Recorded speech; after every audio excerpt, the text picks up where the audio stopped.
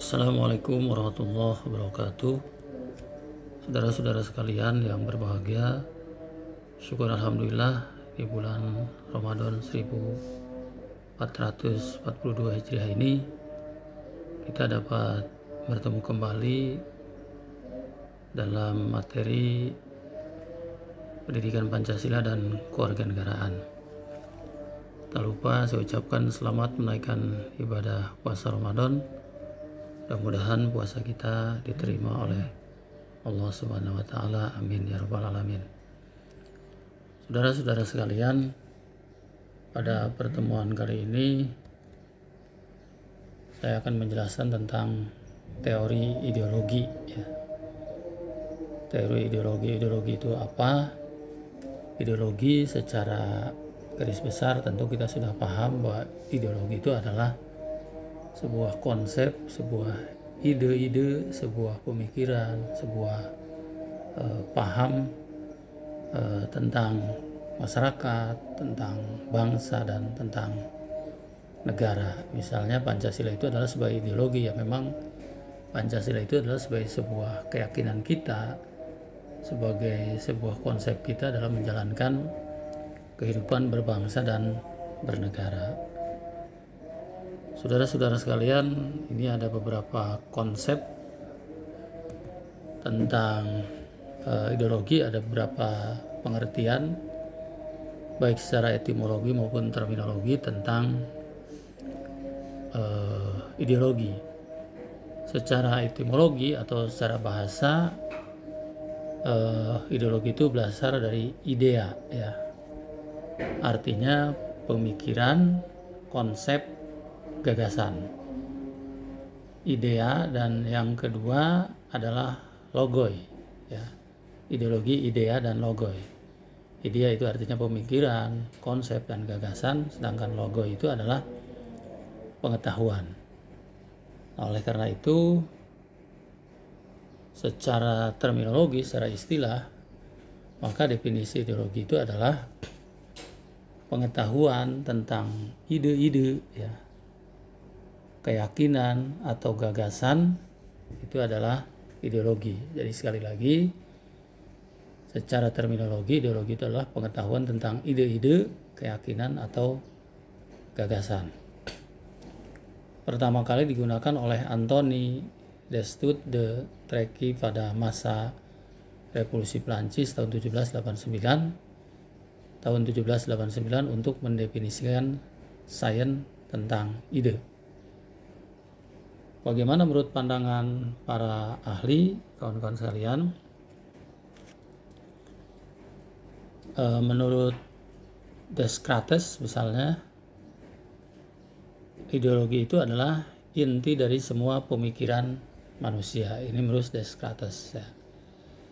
Sedangkan menurut pendapat Machiavelli ya, ideologi itu adalah perlindungan kekuasaan yang dimiliki penguasa. Jadi penguasa Indonesia itu tentu aja adalah pimpinan negara. Apa yang melindungi penguasa itu adalah Pancasila, karena Pancasila itu adalah sebagai sebuah ideologi. Lalu bagaimana menurut pendapat Thomas Hobbes ya? Ini beliau mendefinisikan ideologi itu adalah cara untuk melindungi kekuasaan pemerintah agar dapat bertahan dan mengatur rakyatnya. Dari definisi Hobbes ini tentu kita dapat memahami bahwa Pancasila sebagai sebuah ideologi bangsa Indonesia itu bisa melindungi kekuasaan pemerintah karena punya dasar ideologi Pancasila. Pemerintah juga bisa bertahan dan pemerintah juga bisa mengatur rakyatnya karena punya dasar negara atau ideologi negara, yaitu Pancasila. Bagaimana menurut Karl Marx? Ideologi itu adalah alat untuk mencapai kesetaraan dan kesejahteraan bersama dalam masyarakat.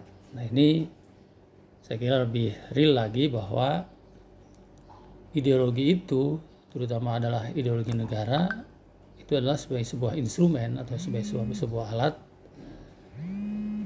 untuk mencapai kesetaraan dan kesejahteraan. Maaf, ada telepon, saya jawab dulu. Baik, kita langsungkan. Itu menurut pandangan para ahli. Apa sih hakikat ideologi itu, kawan-kawan sekalian? Hakikat ideologi itu adalah seperangkat pengetahuan mengenai konsep, gagasan, atau pemikiran yang menggambarkan tentang suatu tatanan kehidupan politik yang diyakini sebagai paling ideal, disertai dengan cara-cara, program, dan strategi untuk mewujudkan dan memperjuangkannya. Nah, dari hakikat ideologi ini kita dapat memberikan gambaran, kawan-kawan sekalian, bahwa memang kalau kita kaitkan dengan kondisi Indonesia di mana ideologinya adalah Pancasila, jadi Pancasila itu adalah sebagai seperangkat pengetahuan yang di dalamnya ada konsep, gagasan, pemikiran yang memberikan gambaran tentang tatanan kehidupan politik yang diyakini paling ideal. Jadi Pancasila itu menurut keyakinan kita adalah sebagai suatu tatanan yang paling ideal.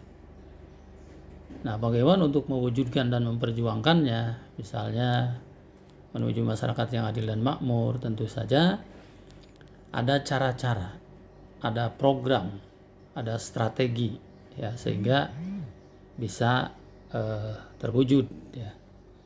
Jadi dengan cara, dengan program, dengan strategi dan cara program itu tentu saja dilakukan oleh pemerintah dalam strategi pembangunan sebuah negara untuk mewujudkan masyarakat yang adil dan makmur. Nah, ini berikutnya kawan-kawan sekalian definisi para ahli tentang ideologi. Misalnya Friedrich, ya, ideologi itu adalah sebagai suatu sistem pemikiran yang dikaitkan dengan tindakan. Ideologi secara khas mengandung suatu program dan strategi untuk mewujudkan ajarannya. Ideologi itu, ya tentu ideologi Pancasila itu ya ajarannya adalah tentang ketuhanan, tentang kemanusiaan, tentang persatuan, tentang kerakyatan atau demokrasi, dan tentang keadilan sosial. Oleh karena itu, menurut Friedrich ini harus dikaitkan dengan tindakan yang secara khas mengandung program strategi untuk mewujudkan ajarannya. Apa ajaran atau doktrin dari ideologi Pancasila itu? Tentu saja tentang demokrasi, tentang ketuhanan, tentang kemanusiaan, tentang keadilan, dan lain-lain. Berikutnya, kawan-kawan sekalian, menurut Gunawan Setiarjo, ideologi itu adalah seperangkat ide asasi tentang manusia dan seluruh realitas yang dijadikan pedoman dan cita-cita hidup, ya. Jadi ideologi itu adalah sebagai sebuah cita-cita. Pancasila itu adalah sebagai sebuah cita-cita. Tindakan kita, perilaku kita mungkin itu adalah sebagai sebuah ideologi secara pribadi atau secara kelompok sosial masyarakat, ya, sebagai pedoman dalam kehidupan sehari-hari. Karena ideologi itu bisa jadi ideologi dalam sebuah negara, dalam sebuah masyarakat, juga bisa jadi dalam sebuah individu. Kalau dalam sebuah individu, ideologi tentu saja adalah orientasi hidup, ya. Apa orientasi dia sebagai seseorang? Misalnya ingin kedepannya itu menjadi bermanfaat bagi masyarakat sekitar, ingin kedepannya itu ya bisa menolong orang miskin, bisa mengatasi masalah-masalah sosial dan lain sebagainya. Itu adalah orientasi hidup. Atau ingin bermanfaat bagi masyarakat, gitu, dan lain-lain. Itu adalah orientasi hidup secara pribadi. Nah, bagaimana menurut Sutarjo Puspowardoyo? Ideologi ini adalah suatu kompleks pengetahuan, jadi macam-macam pengetahuan dan nilai yang secara keseluruhan menjadi landasan bagi seseorang. Jadi ideologi itu pengetahuan atau nilai yang secara keseluruhan menjadi landasan ya bagi seseorang atau masyarakat memahami jagat raya serta menentukan sikap dasar untuk mengolahnya. Nah, tentu saja sikap dasar ini, orientasi hidup ini adalah yang harus dikelola untuk mewujudkan cita-cita hidupnya ya. Menurut sastra prateja, ideologi itu seperangkat gagasan atau pemikiran yang berorientasi pada tindakan yang diorganisir menjadi suatu sistem yang teratur, pasti ya. Karena ideologi, misalnya ideologi Pancasila, ini adalah sebagai sebuah gagasan atau pemikiran. Tindakannya apa? Tentu tindakannya adalah dalam mengelola kehidupan berbangsa dan negara, tetapi kemudian diorganisir oleh sistem ketatanegaraan yang ada sehingga menjadi teratur ya. Bagaimana menurut Ramlan Surbakti, ini para ahli, ideologi itu pertama ada ideologi secara fungsional ya, seperangkat gagasan tentang kebaikan bersama atau tentang masyarakat dan negara yang dianggap paling baik ya. Ya, misalnya tadi adalah tentang Pancasila. Kedua, ideologi secara struktural, yaitu suatu sistem pembenaran seperti gagasan dan formula politik atas setiap kebijakan dan tindakan yang diambil oleh penguasa ya. Saya kira ini saudara-saudara sekalian definisi para ahli tentang ideologi. Berikutnya ada unsur-unsur ideologi. Jadi unsur-unsur ideologi itu adalah sesuatu yang harus ada dalam ideologi, sesuatu yang harus ada dalam sebuah ideologi. Misalnya adalah realitas hidup yang diyakini kebenarannya. Ini adalah unsur ideologi. Realitas hidup kita sebagai sebuah masyarakat Sunda, misalnya masyarakat Jawa, masyarakat Baduy gitu ya, yang diyakini kebenarannya itu, misalnya kalau pada masyarakat Baduy itu bagaimana mereka harus beradaptasi dengan alam, bagaimana mereka melaksanakan aturan-aturan yang berkaitan dengan hukum adat dan lain sebagainya. Itu adalah realitas hidup yang diyakini kebenarannya oleh masyarakat Baduy. Begitu juga masyarakat Jawa, masyarakat Bali misalnya ya, yang suka sesajen dan lain sebagainya, itu adalah sebagai sebuah keyakinan atau sebagai sebuah ideologi. Yang kedua, unsur ideologi itu adalah tujuan hidup yang dicita-citakan. Tadi sudah saya singgung secara pribadi, kita punya cita-cita hidup ya, misalnya hidupnya suatu saat ingin bermanfaat bagi orang lain, ingin banyak membantu fakir miskin ya, ingin banyak membela kaum yang lemah dan lain-lain. Itu adalah cita-cita hidup kita ya. Kemudian cara atau program untuk mewujudkan tujuan hidup yang dicita-citakan ya, bagaimana caranya, bagaimana program kita untuk tujuan hidup yang kita cita-citakan ya, dengan cara tentu saja berupaya untuk mencapainya dengan cara belajar, dengan cara berkomunikasi, dengan cara berinteraksi sosial dan lain sebagainya. Yang keempat, kawan-kawan sekalian, unsur ideologi itu adalah sakralisasi dokumen ya. Jadi dokumen proklamasi gitu ya, itu adalah sebagai sebuah sakralisasi dokumen apa namanya, sidang-sidang BPUPKI. Kemudian ada deklarasi itu tentu saja adalah sebagai sebuah pengumuman gitu ya terhadap misalnya capres gitu ya, cawapres, itu deklarasi ya. Itu tentu saja adalah sebagai sebuah ideologi ya, hari-hari suci, ritus-ritus atau ibadah-ibadah atau simbol-simbol personifikasi Bapak pendiri bangsa atau pahlawan Soekarno, kemudian Muhammad Hatta dan lain-lain, itu adalah unsur ideologi karena mereka adalah para pendiri bangsa dan pahlawan negara. Nah, saudara-saudara sekalian, di samping unsur-unsur ideologi yang telah saya kemukakan tadi, ada juga unsur ideologi berdasarkan pendapat para ahli, misalnya sastra prateja. Unsur ideologi itu yang pertama suatu penafsiran terhadap realitas hidup, ya. Bagaimana realitas hidup kita sebagai sebuah masyarakat, ya, yang punya tujuan dan cita-cita sebagai sebuah individu dan masyarakat itu tentu saja harus kita terjemahkan, harus kita tafsirkan dengan cara melakukan upaya-upaya atau ikhtiar-ikhtiar untuk mencapai tujuan hidup tadi. Yang kedua, seperangkat nilai atau preskripsi atau ketentuan moral suatu orientasi pada tindakan. Lagi-lagi ini berorientasi kepada tindakan perilaku kita sehari-hari yang dianggap oleh kita sebagai sebuah nilai yang bernilai, gitu ya. Itu menurut sastra prateja. Menurut Kunto Wibisono, kawan-kawan sekalian, unsur ideologi itu yang pertama gagasan vital yang diyakini kebenarannya.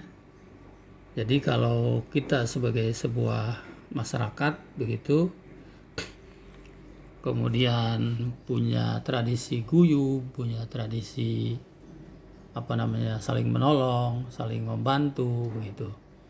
Itu kan sebagai sebuah gagasan, sebagai sebuah konsep, sebagai sebuah ide yang kita yakini kebenarannya, maka tentu saja itu biasanya dilakukan dan dijalankan oleh sebuah masyarakat.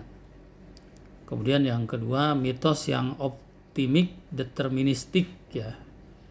Ini adalah mitos adalah sebagai sebuah anggapan yang optimik deterministik. Optimik itu artinya ya optimis gitu, deterministik ini tentu saja yang berkaitan dengan hal-hal yang misalnya tentang rezeki, tentang jodoh, tentang umur, yang itu pasti akan terjadi, ya.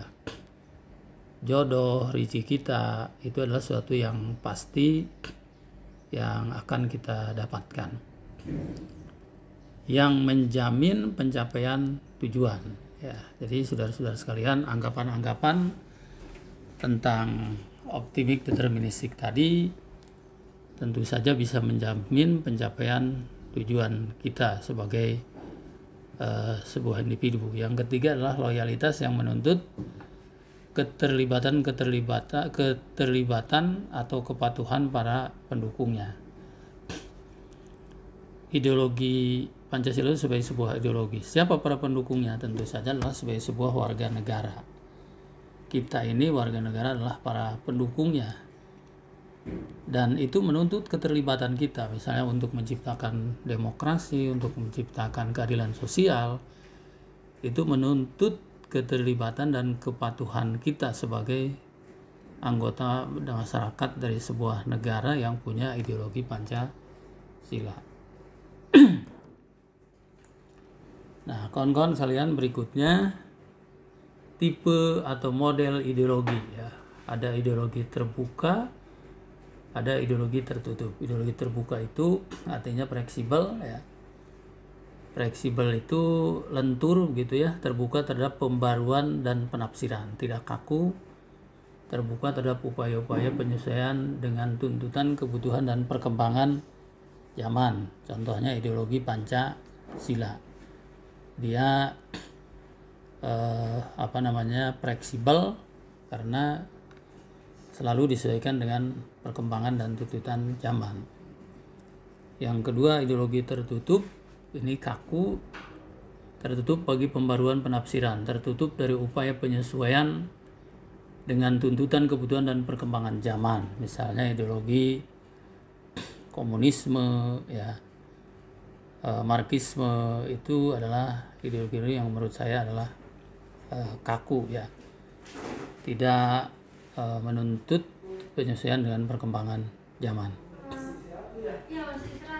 Kawan-kawan sekalian yang berbahagia, ini ada beberapa contoh ideologi-ideologi besar yang ada di dunia, ya. Ada ideologi liberalisme atau kapitalisme, inti tentu saja adalah sebagai sebuah paham kebebasan politik dan ekonomi, ya. Ada sosialisme juga ada sosialisme religius dan sosial demokrasi. Sosialisme religius itu adalah tentu saja sosialisme paham yang berdasar kepada paham keagamaan, misalnya sosialisme Islam, sosialisme Buddhisme, sosialisme Kristen dan lain-lain, ya. Marxisme, Leninisme, nah ini terjadi di Uni Soviet yang sekarang Rusia. Ada juga ideologi nasionalisme, ada fasisme. Nasionalisme itu tentu saja yang berdasar kepada kecintaan terhadap negara dan bangsa, ya, ada persatuan. Fasisme ini adalah model ideologi yang merupakan kepemimpinan yang otoriter, yang diktator, ya. Ini kawan-kawan sekalian contoh beberapa ideologi besar yang ada di dunia. Silahkan untuk lebih jelasnya dikaji lagi dalam literatur atau referensi yang ada. Tetapi kalau Pancasila itu tentu saja termasuk dalam ideologi terbuka.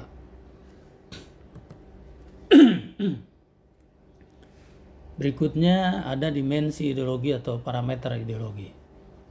Ada dimensi realitas, ya, ada dimensi idealitas, ada dimensi fleksibilitas. Dimensi realitas itu kemampuan ideologi untuk mengagregasikan atau mengumpulkan serta mengadaptasikan nilai-nilai yang hidup dan berkembang dalam masyarakat. Ya, ini ukuran atau parameter atau dimensi realitas. Ada dimensi idealitas, ini adalah kemampuan ideologi menggugah harapan, ya. Jadi ideologi Pancasila itu harus bisa memberikan harapan, harus bisa memberikan optimisme, harus memberikan motivasi kepada para pendukungnya, sehingga gagasan-gagasan pokok yang terkandung di dalamnya diyakini pasti dapat diwujudkan dalam kenyataan. Ini idealitas. Ada dimensi fleksibilitas, fleksibel, bagaimana ideologi bisa mempengaruhi sekaligus menyesuaikan diri dengan pertumbuhan dan perkembangan masyarakat atau perkembangan zaman. Berikutnya kawan-kawan sekalian yang terakhir, fungsi dan peranan ideologi. Apa sih guna atau fungsi dari ideologi itu? Yang pertama adalah sebagai alat penjelas yang kaku dan ketat yang dibutuhkan untuk mengarahkan pikiran dan tindakan secara efisien. Yang kedua sebagai alat atau instrumen yang menggantikan nalar dan daya pikir para penganut atau pendukungnya. Yang kedua sebagai jiwa yang menyemangati dan mewarnai konstitusi serta perundang-undangan. Jadi Pancasila itu sebagai sebuah ideologi tentu saja bisa menyemangati dan mewarnai konstitusi kita. Ya, misalnya konstitusi tentang pemilu, di situ harus menuntut adanya demokrasi, harus menuntut adanya kebebasan memilih dan dipilih. Ya, itulah semangatnya. Inspirasinya adalah ideologi Pancasila.